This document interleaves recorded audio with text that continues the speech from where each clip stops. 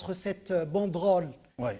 et الجمعية الوطنية لمربي المواشي. المواشي, et entre cette banderole et les images qu'ils ont diffusées. Qui sont derrière vous, hein, des gens qui se précipitent. C'est un peu comme des troupeaux qui vont à l'abattoir. Mais Oui. soit la différence qu'ils y vont de leur plein gré. Oui. Alors, c'est des citoyens algériens Oui. qui ont été conviés par un parti politique, le FLN. Oui.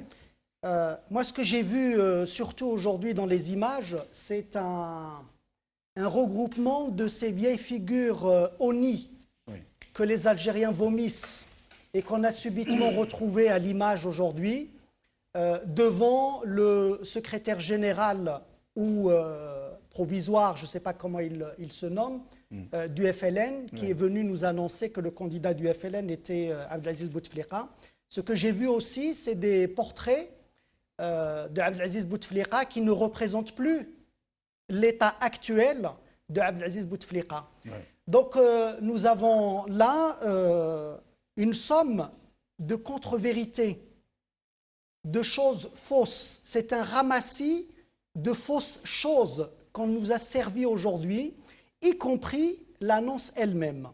L'annonce de la candidature au titre du FLN de Abdelaziz Bouteflika pour les prochaines élections présidentielles. Donc c'est du faux et usage de faux qui a été servi avec les deniers publics, avec l'argent des Algériens, avec l'argent des citoyens algériens. Et donc là aussi, il y a abus sur les deniers de l'Algérie. Et on dit aux Algériens qu'on n'a plus rien pour financer les produits de première nécessité. On n'a presque plus rien pour payer les fonctionnaires. Les mais médicaments. leur argent est là. L'argent des Algériens, il est dépensé ici. Il est dépensé et on a en laissé fiesta, crever. en zerda. Et on a laissé crever, et je voudrais ici rendre hommage à notre ami décédé, le coordinateur du MDS, Hamid, Allah yarhamah. On l'a laissé crever sans soin, sans prise en charge. Oui. Et l'argent des Algériens, et notamment dans ce type de démonstration de faux et usage de faux. Et nous allons... Ce qui est clair, c'est que la bousculade, par exemple, qu'on a vue tout à l'heure dans cette salle, elle est assez significative de la débandade généralisée qui existe aujourd'hui au sein de ce système. Et vous avez là une image assez précise, j'allais dire, de ce qui peut se passer en effet miroir de l'autre côté.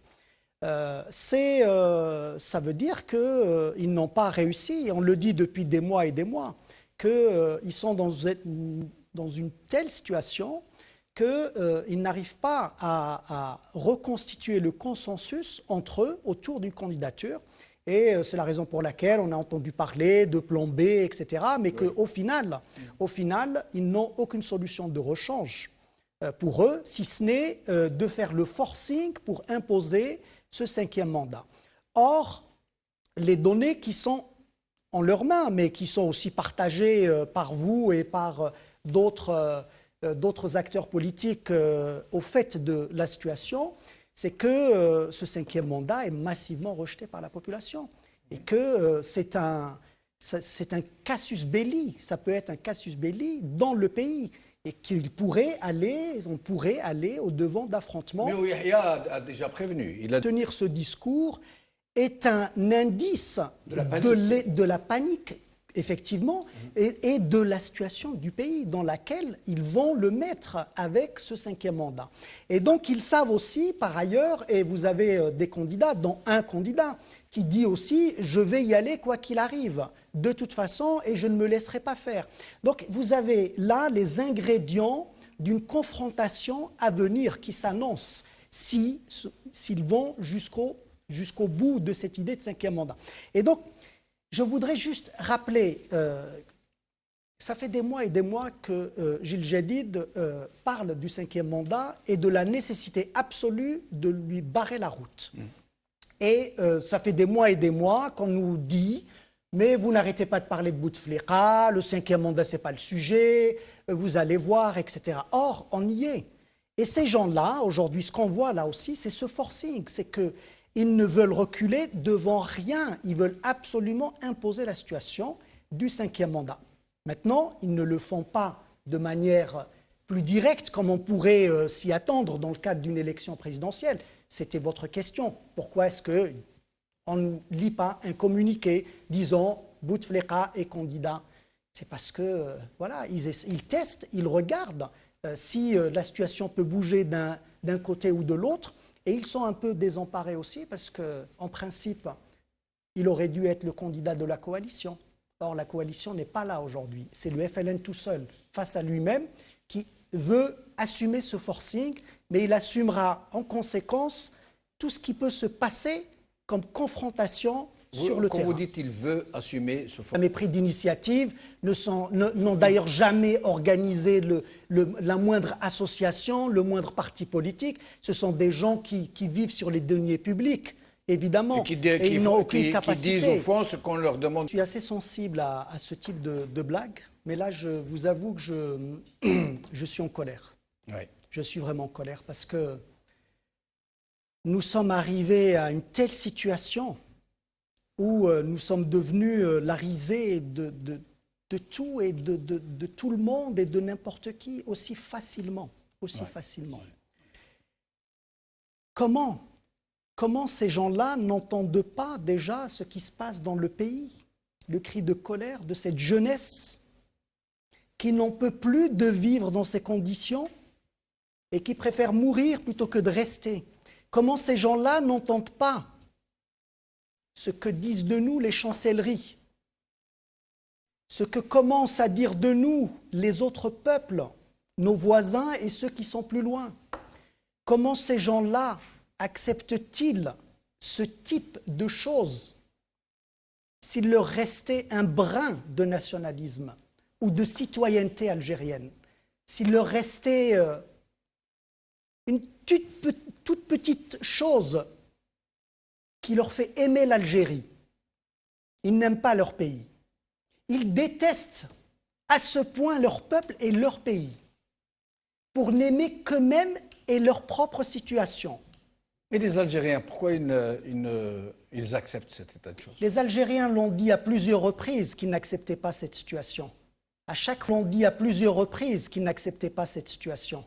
À chaque fois qu'on les a interrogés, ils ne sont pas allés. Et ils se sont exprimés les dernières élections plus que les autres fois. Non seulement ils ne sont pas allés en masse, mais ils l'ont dit. Ils ont détourné les panneaux de la campagne électorale, vous vous en souvenez? Oui. Des blogueurs se sont donnés à cœur joie de dénoncer cette usurpation. Pourtant, leur parlement est passé, ils siègent. Mais nul n'est dupe, personne n'est dupe. Et là, ce qu'on voit depuis tout à l'heure, c'est le syndicat des usurpateurs, en réalité, qui est là. Hassan, il est plus qu'urgent de se mobiliser contre ce 5e mandat.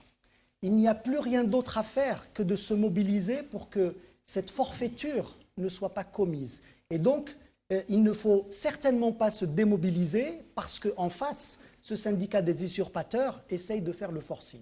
Donc il y a encore à agir. Il y a encore de la marge de manœuvre pour les Algériens à s'impliquer et à agir. Maintenant, concernant votre question, Edil l'a dit tout à l'heure, et c'est lié, le 5e mandat pose une question de sécurité nationale, à plusieurs égards, mais aussi parce qu'il pose un problème de cohésion au sein de l'armée algérienne. Tout à fait. Et si nous sommes, et c'est la réalité, elle vient d'être décrite, où cette armée, elle est, en tout cas l'état-major, les principaux dirigeants, les principaux responsables de l'ANP sont divisés, c'est parce qu'il y a des velléités d'imposer un 5e mandat. Et donc, nous avons un problème de sécurité nationale à partir du moment où cette armée est divisée. Maintenant, pour être très au clair, tout le monde sait que l'armée a toujours eu son mot à dire dans la politique. Et j'en tiens pour preuve, c'est qu'elle fait de la politique. Et le chef d'état-major, vice-ministre de la Défense, fait de la politique. C'est quand il envoie un message de félicitations au parti du FLN lorsqu'il a élu son secrétaire général. À l'époque, Ammar Saadani. Et puis qui vient de déclarer que c'est l'armée qui sécurisera les élections. Et lorsqu'il nous raconte effectivement qu'elle est là pour sécuriser les élections et non pas pour sécuriser les le résultats. Processus démocratique. Ouais, absolument. Le processus démocratique, mais plutôt effectivement les résultats en faveur d'eux.